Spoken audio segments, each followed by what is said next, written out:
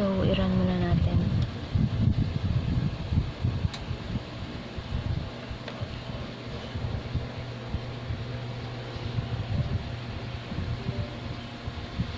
And then, add menu item.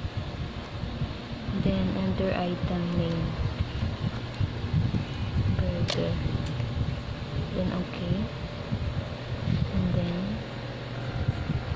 13. So, successfully siya. Add menu item ulit. Next naman is mango pie. Okay. And then, yung price niya 39. Okay. So, ayun. Then, mag-add tayo ulit ng item. Next naman is chicken joy. Okay. And then, yung price naman niya is 89. Then, okay. Add tayo ulit.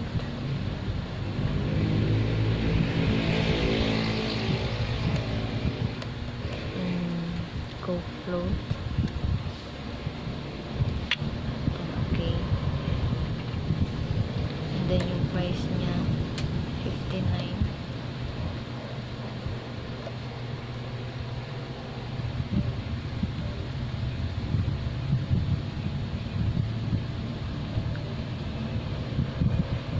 Then, balik tayo sa access.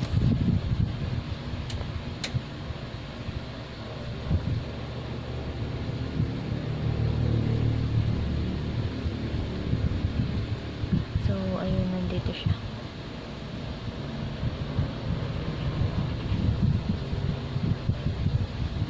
Balik tayo ulit.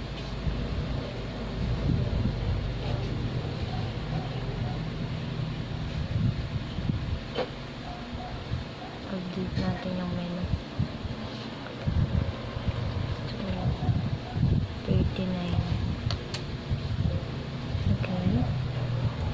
Then yung mango pie naman 99. Next is chicken joy.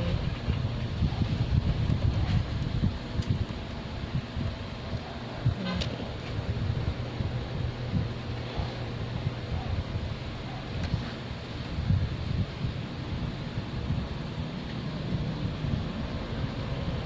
So ayun, nag-update siya. So, balik tayo ulit.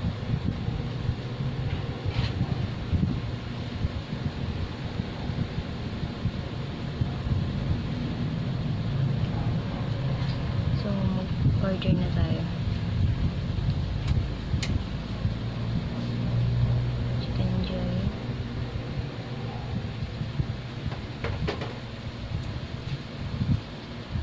Burger. Coke float muna.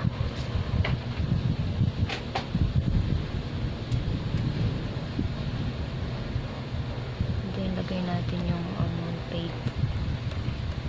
Then, check out.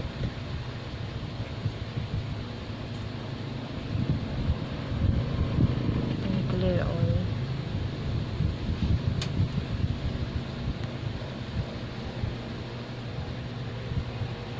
Add tayo ulit.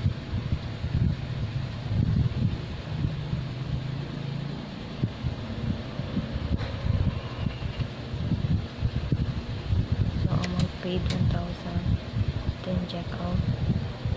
So, ayun yung receipt niya. Then, save receipt.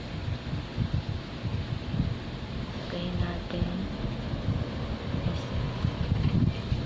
Then, save. Okay.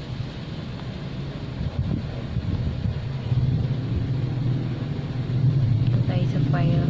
Yung documents. And yung file ng receipt. Then, notepad. So, ayun. Dito siya.